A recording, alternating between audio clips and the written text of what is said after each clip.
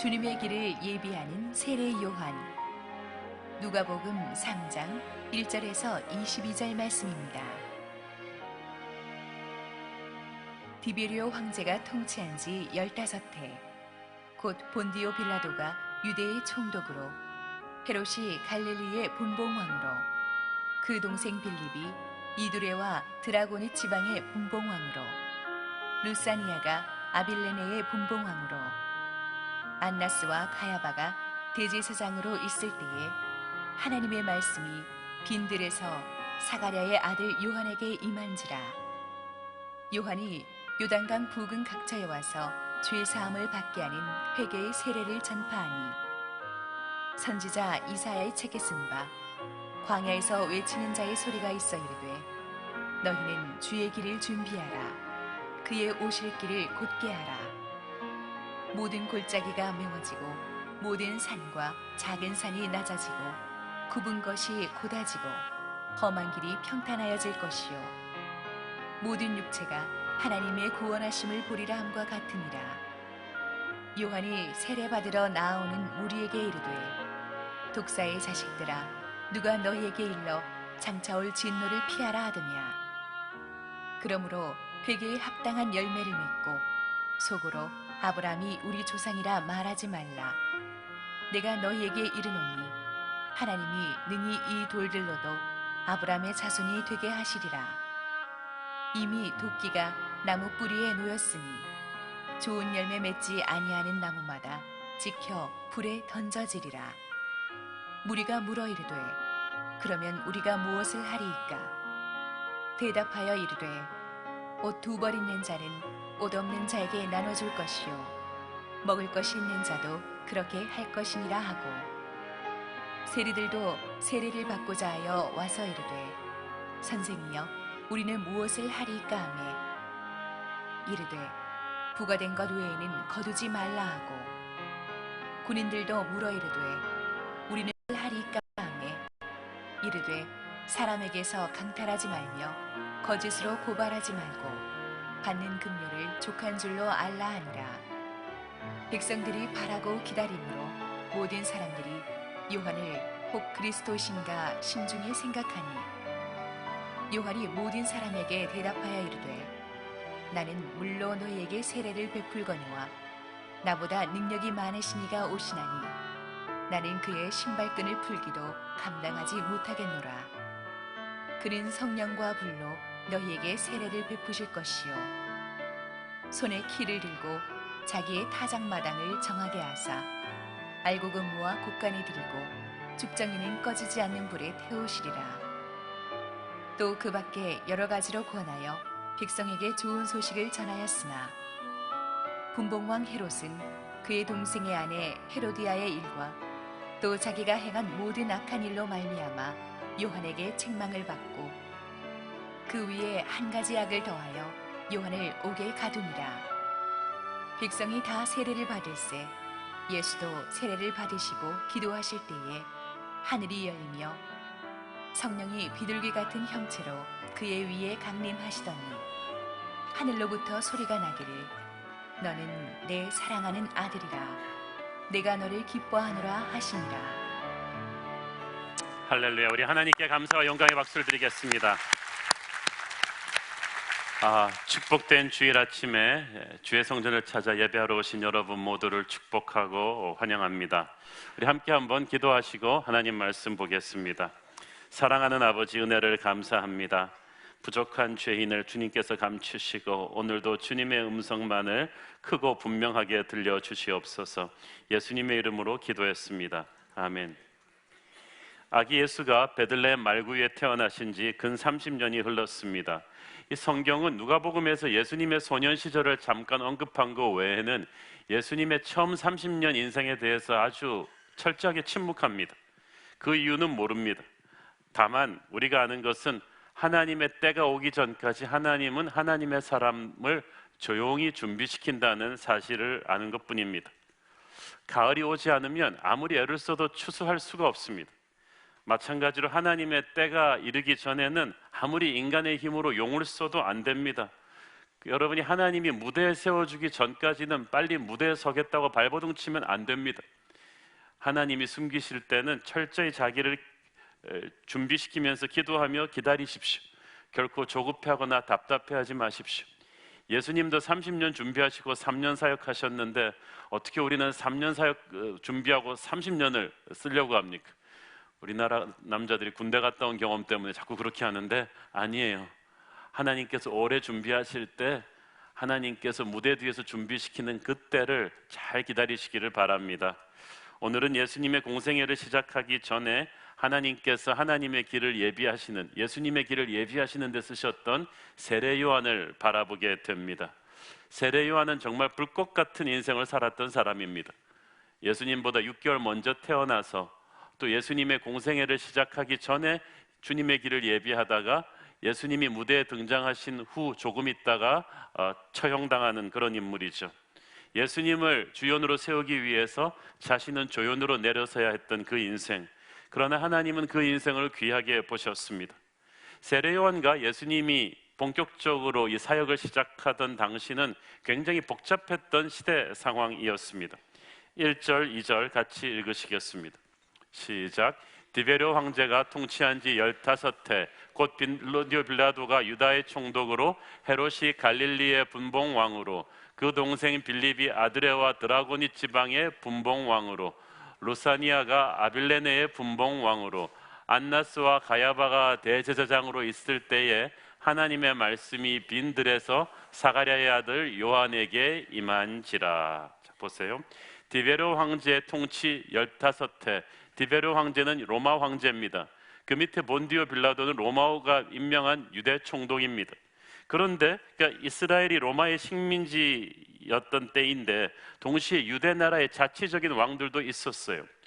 로마가 이 총독도 세우지만 또 그 로컬 지도자들을 세워서 나라를 다스렸는데 힘을 너무 한 사람에게 주면 안 되니까 나라를 내등분했습니다.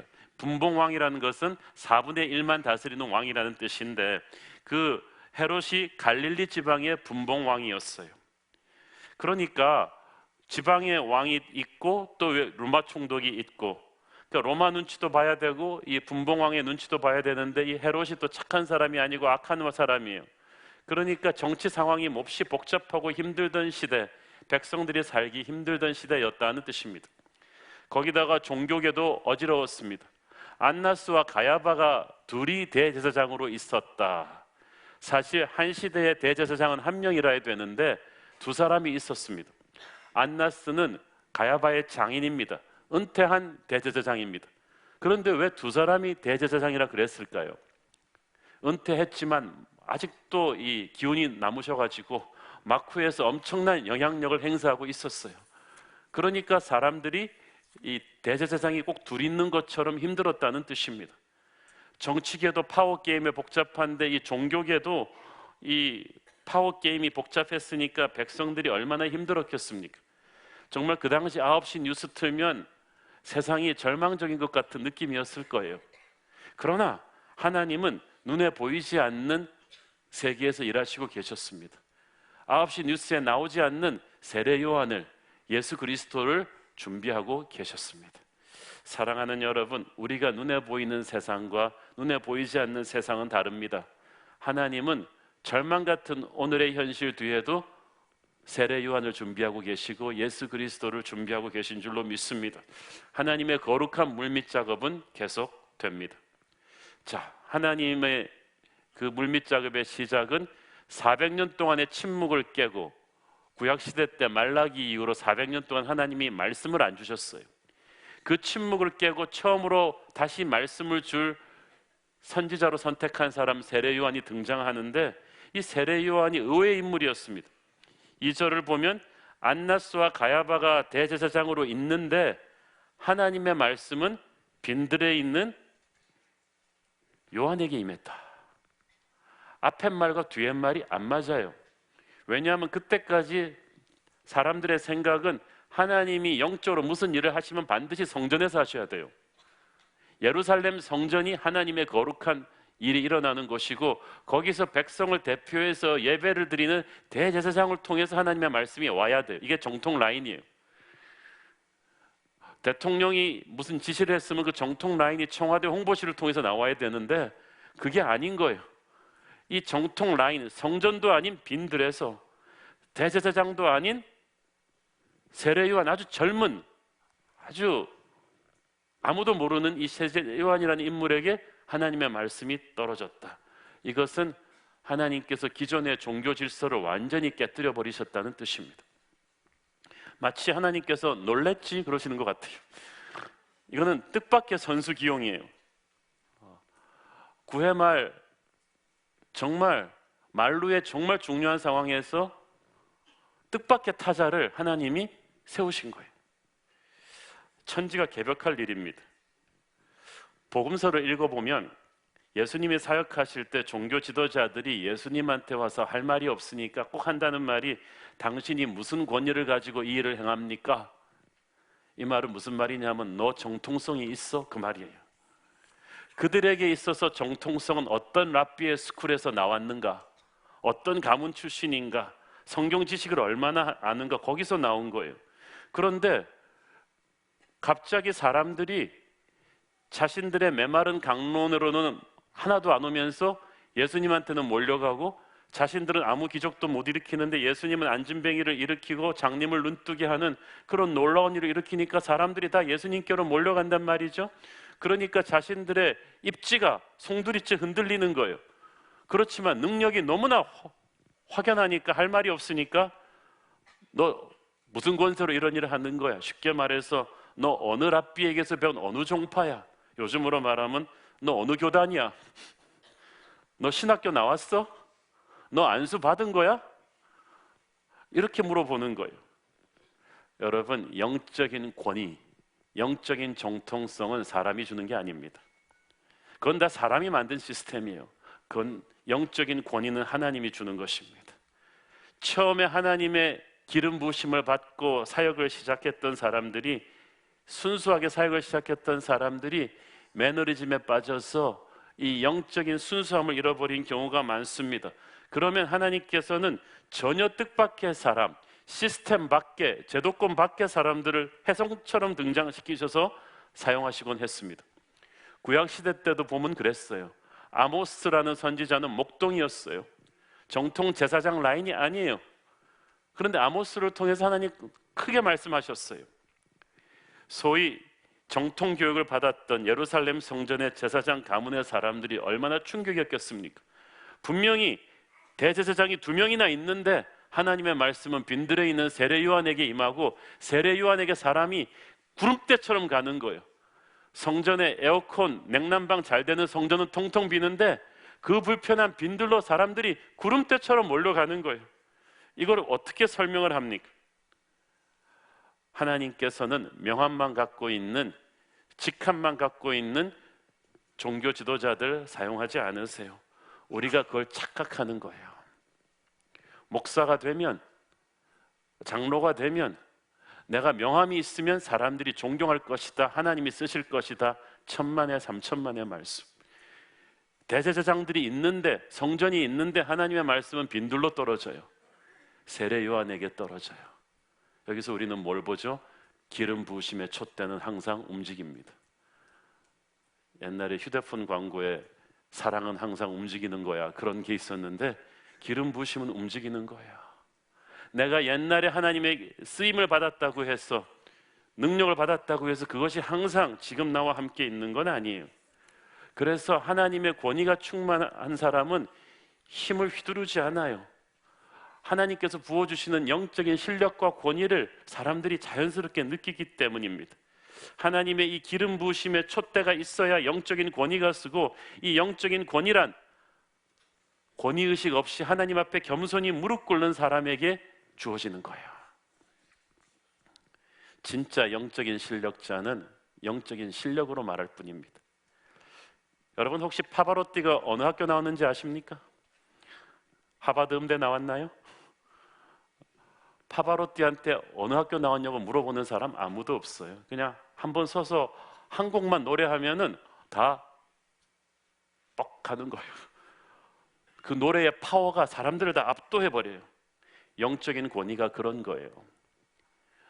목사, 장로, 직분이 필요 없어요. 그 사람이 서서 기도했을 때 3분만 기도 들어보면 그 영적인 권위는 사람들에게 압도감을 줘요. 설교 30분에서 목사는 지난 일주일을 어떻게 살았는가를 모든 사람 앞에서, 하나님 앞에서 보여주는 것입니다. 100마디 명함과 이력이 필요가 없어요. 저희 교회 보면은 모태신앙으로 자라신 분들, 또 다른 교회에서 여러 제자 훈련 받으시고 집사, 장로까지 받으시고 오신 분들 많으십니다. 그런 분들이 조금 기분 나빠하시는 게 우리 교회가 훈련이 세잖아요. 그러면은 내가 누군데 이 훈련을 다시 받으라고 하냐, 그러면서 본인이 받으신 훈련을 은근히 막 말씀하시는 분들이 있으세요. 교회 초창기 때 저도 한번 그런 분을 만난 적이 있습니다. 다른 교회에서 장로님까지 받고 오신 분이에요. 제가 그래서 그랬습니다. 영성은 현재의 실력입니다. 그러면 이렇게 훈련을 많이 받으셨으면 장로님은 지금 어떠신가요? 지금 장로님은 성경 말씀을 읽을 때 뜨거운 예수님의 사랑을 읽으면서 눈물이 핑 돌아본 적이 있나요? 지금 장로님은 최근에 어떤 분에게 복음을 전해서 그분이 복음 앞에 깨어지고 회개하도록 이끄신 적이 있나요? 지금 장로님이 병든 사람에게 기도하면 병이 낫나요? 지금 장로님이 어떤 악한 어둠의 영에게 눌린 사람에게 기도하면 귀신이 떠나나요? 지금 장로님과 만나서 말씀을 나누면 어떤 사람에게서 주님을 향한 헌신이 불붙듯이 쏟아져 나오고 그분의 가슴에서 하늘을 향한 감동이 일어나나요? 장로님이 이 질문 5개 중에 하나라도 영표를 하면 제가 훈련 다 없애드리겠습니다. 지금의 영성이 중요한 거예요. 저희 교회는요, 부목사님들도 새로 오면 새가족 가정부터 다 들으라고 합니다. LCS 집사님들 듣는 거 다 들으라고 합니다. 신학교 이런 거 소용없어요. 지금의 영성이 중요한 거예요. 그게 영적인 실력이에요. 새로운 교회는 영성이 없으면서 직분을 욕심내면 안 됩니다. 영성이 없으면서 직분을 욕심내서 집사되고 장로되고 목사된 사람들이 우리 한국교회 위기를 지금 만들고 있는 거예요. 담임 목사가 부목사보다 영성이 떨어지면 담임 목사 관둬야 되는 거예요. 우리에게는 그것이 부끄러울 뿐입니다. 안나스와 가야바는 자기들이 있는데 세례 요한에게 말씀하신 하나님을 보면서 회개했어야 됐어요. 우리에게 기름 부으심이 떠났구나. 내가 직분에 도취해서 이 겸손을 잃어버렸구나. 그래서 하나님이 이 성전에서 말씀하지 않고 빈들에서 세례 요한에게 말씀하시는구나. 18세기 말에 영국 정교회의 그 좋은 성전들은 텅텅 비는데 사람들이 구름대처럼 몰려간 것은 빈들에서 설교하는 요한 웨슬리였습니다. 요한 웨슬리가 설교했을 때 그 불편한 영국의 들판으로 사람들이 2만 명, 3만 명씩 나가서 복음을 들었어요. 그런데도 영국의 국교회 지도자들은 회개하지 않았어요. 지금도 그렇습니다. 하나님께서는 인간의 제도와 틀과 교단과 건물에 구속받지 않으십니다. 사람의 중심을 보시는 하나님께서는 지금도 세례 요한 같은 겸손한 마음으로 주님 앞에 엎드려 있는 그런 사람들을 찾아서 쓰시는 줄을 믿습니다. 저희 새로운 교회 모든 목회자들과 또 직분자들은 하나님 앞에 그런 쓰임받는 세례 요한이 되기를 축원합니다. 고린도전서 1장 27절 29절 읽습니다. 시작. 그러나 하나님께서 세상에 미련한 것들을 택하사 지혜 있는 자들을 부끄럽게 하려 하시고 세상에 약한 것들을 택하사 강한 것들을 부끄럽게 하려 하시며 하나님께서 세상에 천한 것들과 멸시받는 것들과 없는 것들을 택하사 있는 것들을 폐하려 하시나니 이는 아무 육체도 하나님 앞에서 자랑하지 못하게 하려 하심이라. 아멘. 여러분, 모태신앙 자랑하지 마세요. 신학교 나온 것도 자랑하지 마세요. 다른 교회에서 직분 받은 거 자랑하지 마세요. 얼마나 성경 지식을 많이 알고 있는가 자랑하지 마세요. 지금의 영성이 중요해요. 하나님은 오늘도 세례 요한 같은 존재들을 쓰셔서 아주 파격적으로 하나님의 음성을 분명하게 들려주실 거예요. 세례 요한의 사명은 주님의 길을 예비하는 것이었습니다. 4절 6절 읽습니다. 시작. 선지자 이사야의 책에 쓴 바 광야에서 외치는 자의 소리가 있어 이르되 너희는 주의 길을 준비하라. 그의 오실 길을 곧게 하라. 모든 골짜기가 메워지고 모든 산과 작은 산이 낮아지고 굽은 것이 곧아지고 험한 길이 평탄하여질 것이요 모든 육체가 하나님의 구원하심을 보리라 함과 같으니라. 이사야서 40장 말씀인데 이 길에 울퉁불퉁한 이 상태는 우리 영혼의 상태를 상징하는 것입니다. 예수님께서는 우리의 마음속으로 오십니다. 예수님의 말씀이 우리 마음속으로 들어와서 우리를 변화시키시는데, 그러기 위해서 요한이 먼저 우리 마음의 하이웨이에 일단 정지 작업을 해야 돼요. 고속도로를 깔기 전에 이 건설하시는 분들이 먼저 이 길 상태 정지 작업을 하잖아요. 일단 골짜기를 메워야 됩니다. 마음이 하이웨이라고 할 때 골짜기는 우리 마음속에 푹 들어간 열등감이에요. 자기는 왜 남보다 이렇게 못났을까? 왜 하나님은 나를 이렇게 못나게 만드셨나? 이런 생각 갖고 있으면 예수님의 말씀이 들어오다가 막 빠져버려요. 여러분의 열등감의 골짜기 다 메워지길 바랍니다. 동시에 모든 산과 작은 산이 낮아질 것이다. 그거는 자기 잘났다는 교만이에요. 이 교만들을 막 깎아야 돼요. 세례 요한의 이 회개의 메시지가 사람들의 그 자아의 그 울퉁불퉁한 이 교만의 산들을 다 깎아내렸습니다. 우리가 더 겸손해져야만 합니다. 그리고 굽은 것이 곧아지고 험한 길이 평탄하여질 것이고, 이것은 마음에 있는 상처들이에요. 마음에 상처가 많아하고 마음이 뒤틀려 있는 분들, 냉소적이고 부정적이고 예민하고 상처가 많던 마음들이 치유가 되기를 바랍니다. 마음의 상처를 가지고 말씀을 들으면 은혜를 삐딱하게 받아요. 그러면은 굉장히 힘들어져요. 저는 여러분 마음속에 있는 상처들이 다 깨끗이 치유되기를 바랍니다. 그래서 예수님의 말씀이 새지 않고 그냥 쑥쑥 들어와서 우리 속에 흡수되도록 요한이 그렇게 한 거예요. 사람들의 가슴 속에 있는 열등감은 메우고 교만은 깎고 상처들은 치유하면서 예수님의 은혜의 말씀이 들어올 수 있는 길을 만들어 준 것입니다. 오늘 저와 여러분의 마음속에 예수님의 말씀이 쫙쫙 들어올 수 있는 길이 깔리기를 바랍니다. 모든 육체가 하나님의 구원하심을 보리라. 이스라엘 안에만 복음을 전했죠, 구약의 선지자들이. 근데 세례 요한 이후에 예수님이 오시면서 모든 육체, 모든 열방과 족속 방언에게까지 이 복음이 번져나가기를 시작합니다. 그걸 위해서 지금 세례 요한이 정지 작업하고 있는 거예요. 세례 요한의 설교의 핵심은 회개를 촉구하는 것입니다. 세례 요한은 자신의 설교를 듣고 세례받으러 오는 사람들에게 아주 무서운 메시지를 던집니다. 7절부터 9절까지 읽습니다. 시작. 요한이 세례받으러 나오는 무리에게 이르되 독사의 자식들아, 누가 너희에게 일러 장차 올 진노를 피하라 하더냐? 그러므로 회개에 합당한 열매를 맺고 속으로 아브라함이 우리 조상이라 말하지 말라.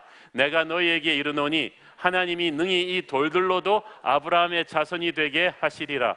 이미 도끼가 나무 뿌리에 놓였으니 좋은 열매 맺지 아니하는 나무마다 찍혀 불에 던져지리라. 자, 보세요. 하나님께서 속으로 생각하는 것도 아세요. 이스라엘 사람들은요, 모태신앙, 어렸을부터 율법을 잔뜩 외우고 있었기 때문에 자기들은 사람들과 다르다고 생각했어요. 그런데 세례 요한이 너 아브라함의 자손이야? 하나님이 돌들로도 아브라함의 자손 만들 거야. 너의 직분, 믿음의 가문 그런 거 중요하지 않아. 이미 도끼가 나무 뿌리에 놓였다. 심판이 이미 너의 코앞에 왔다. 예수님께서 등장하셨다는 것은 심판의 시작이다. 교만해서는 안 된다. 독사의 자식들은 마귀의 자식들이란 뜻이에요. 너희들 같이 종교적인 매너리즘에 빠져 있어서 강팍하니까 사람들을 병들게 하고 있지 않냐? 사정없이 막 무섭게 말한 거예요. 놀라운 것은 이런 무서운 말을 듣고 청중이 반응하는 모습입니다. 화가 날 거 아니 이런 말 들으면. 그런데 10절을 보니까 뭐라 그래요? 무리가 물어 이르되 그러면 우리가 무엇을 하리까? 저는 이 반응이 놀라워요. 자, 여러분, 사람들이 회개하고 은혜 받겠다고 요한한테 구름대처럼 몰려와요. 개척교회 회원 목사의 입장에서 와주는 성도들 정말 고마워요. 이 수많은 교회 중에서. 자, 그래서 새가족반 등록을 했어요. 새가족반 일주예요. 자, 여러분, 새가족반 섬기는 분들 계시죠? 자, 새가족반 일주에 그 많은 성도들이 등록을 해서 왔어요. 얼마나 이뻐요. 목사님들한테는 이 새가족이 너무 이뻐요. 근데 딱 가가지고 웰커밍 메시지가 독사의 자식들. 니들 그렇게 죄 짓고 지금 회개하겠다고? 이랬을 때 우리 새로운 교회 새가족반에 남아있을 성도가 몇 명이나 되겠어요? 없어요. 그런데 그 사람들이 화를 낸 게 아니라 얼굴이 벌개지면서 가슴이 부서지면서 기가 죽어서 말하는 거예요. 그러면 우리가 어떡하죠? 와, 어떻게 이런 반응이 나올 수가 있죠? 그래서 제가 깨달은 게 있어요. 이게 영적인 권위라는 거예요.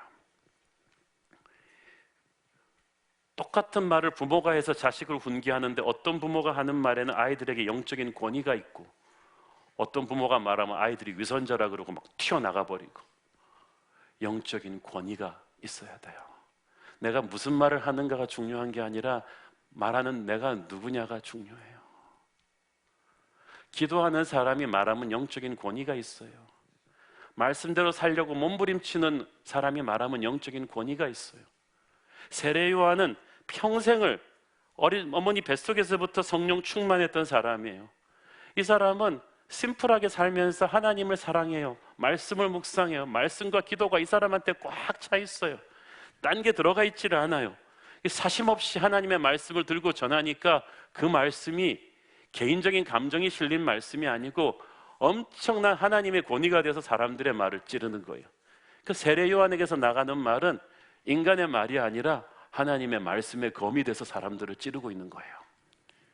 히브리서 4장 12절 13절 시작. 하나님의 말씀은 살아있고 활력이 있어 좌우의 날선 어떤 검보다도 예리하여 혼과 영과 및 관절과 골수를 찔러 쪼개기까지 하며 또 마음의 생각과 뜻을 판단하다니 지으신 것이 하나도 그 앞에 나타나지 않음이 없고 우리의 결산을 받으실 이의 눈앞에 만물이 벌거벗은 것 같이 드러나느니라.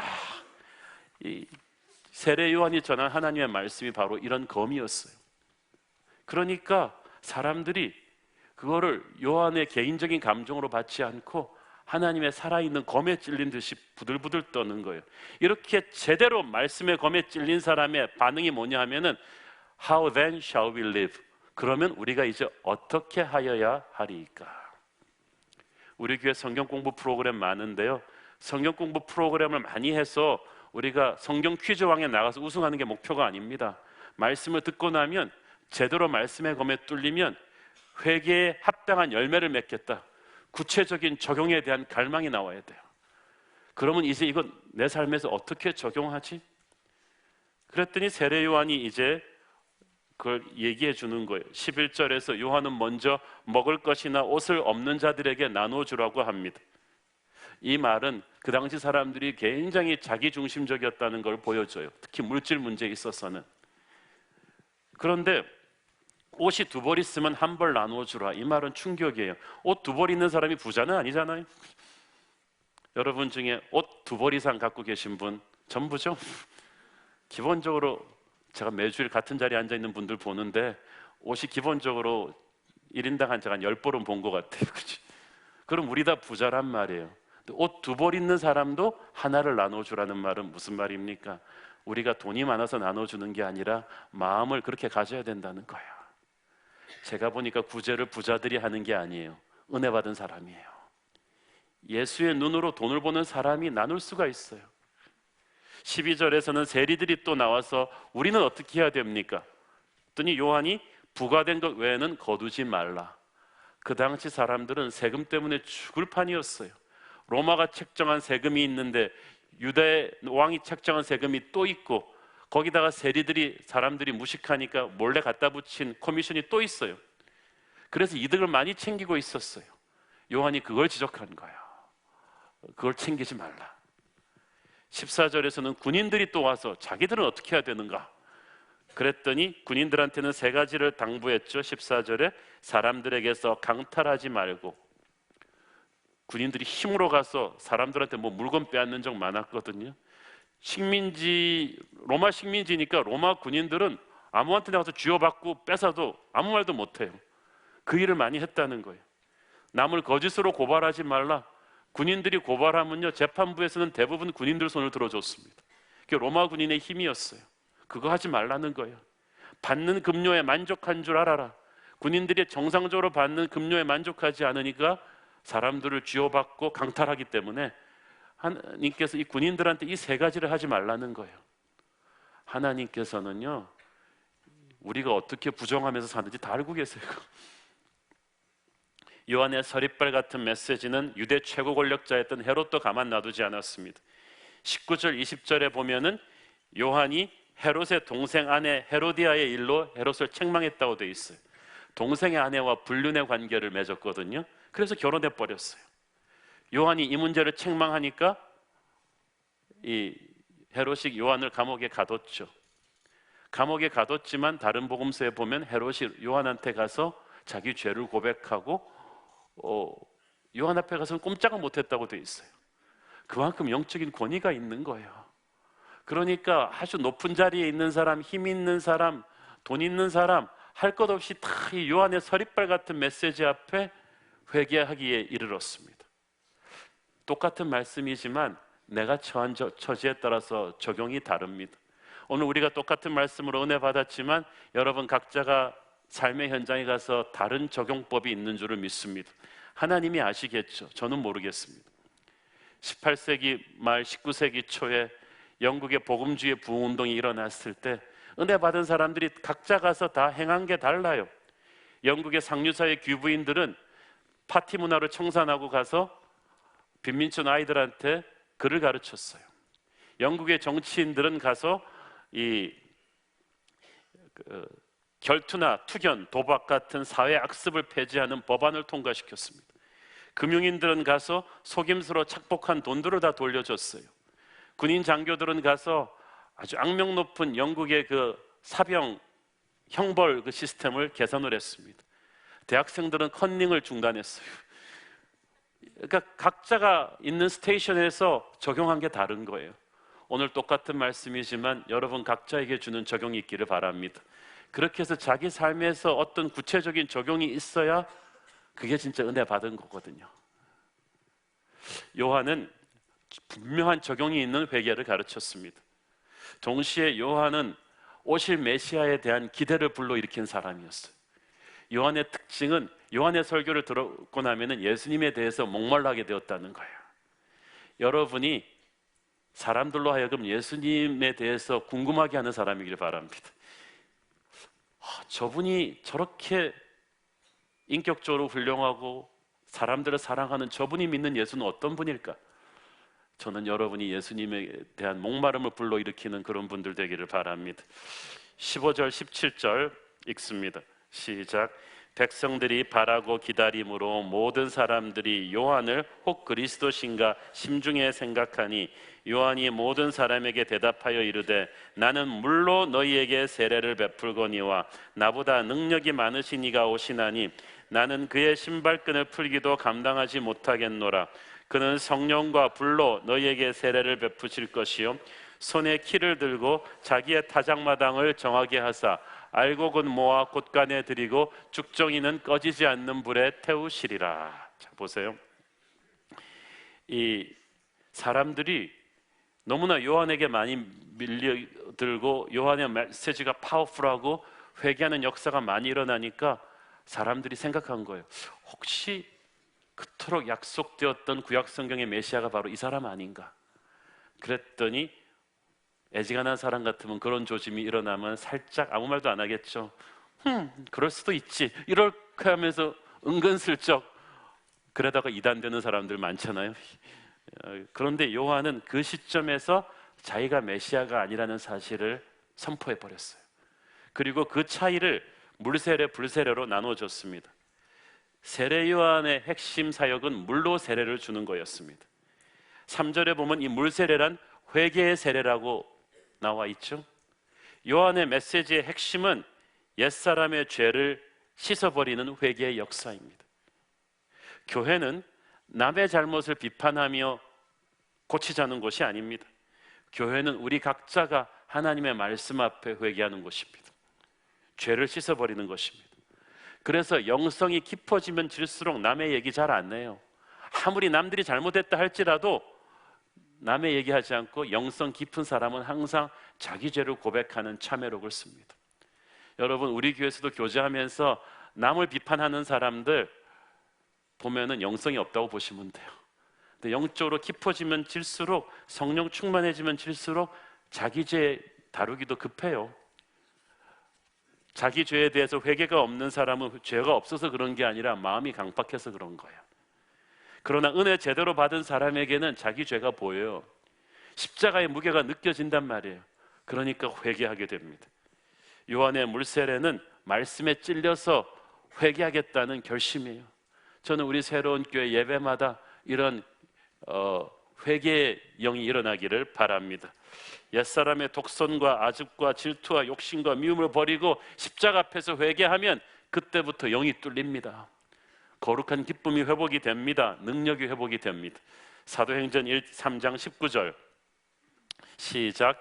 그러므로 너희가 회개하고 돌이켜 너희 죄 없이 함을 받으라. 이같이 하면 새롭게 되는 날이 주 앞으로부터 이를 것이요. 새롭게 되는 날, times of refreshing, 영원히 프레시하게 새로 태어나는 그 기쁨과 능력의 날이 너희에게 임할 것이다.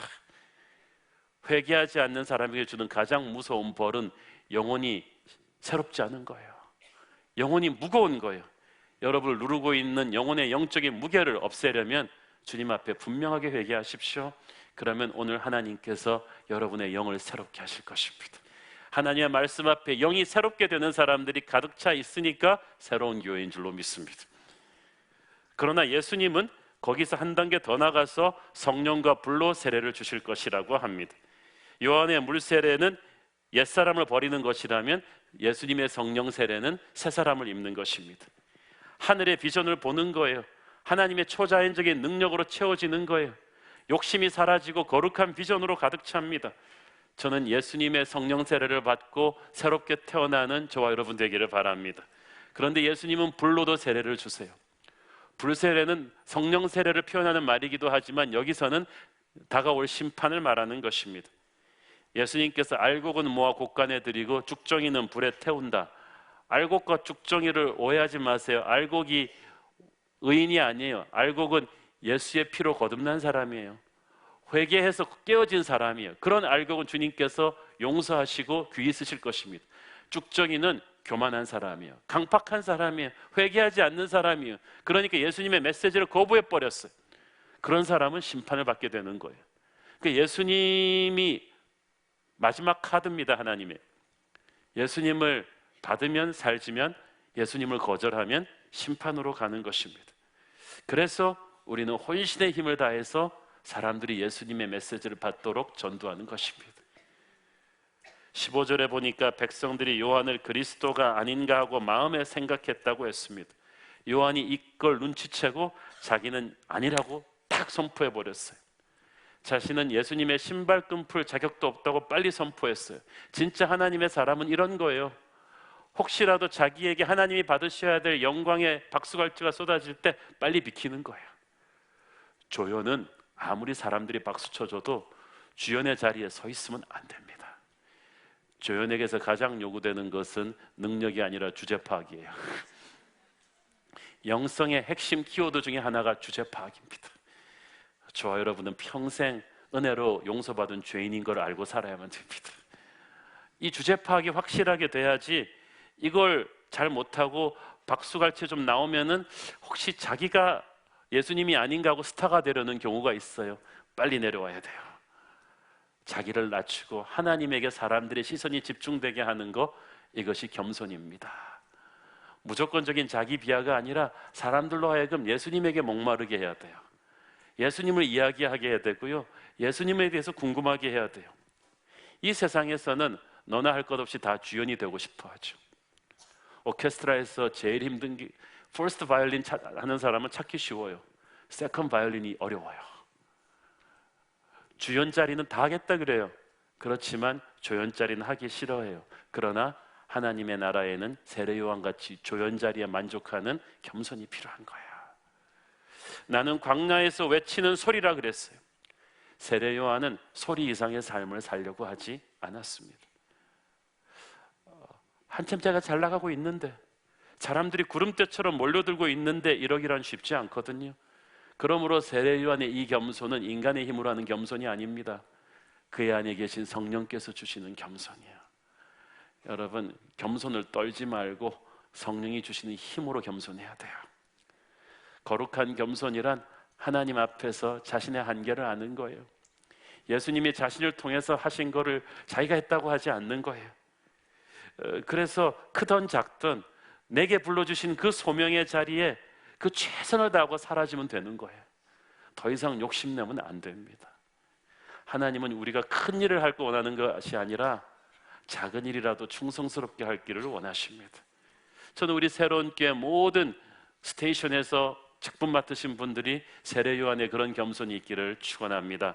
디모데후서 2장 20절 21절 시작. 큰 집에는 금그릇과 은그릇뿐 아니라 나무그릇과 질그릇도 있어 귀하게 쓰는 것도 있고 천하게 쓰는 것도 있나니 그러므로 누구든지 이런 것에서 자기를 깨끗하게 하면 귀히 쓰는 그릇이 되어 거룩하고 주인의 쓰심에 합당하여 모든 선한 일에 준비함이 되리라.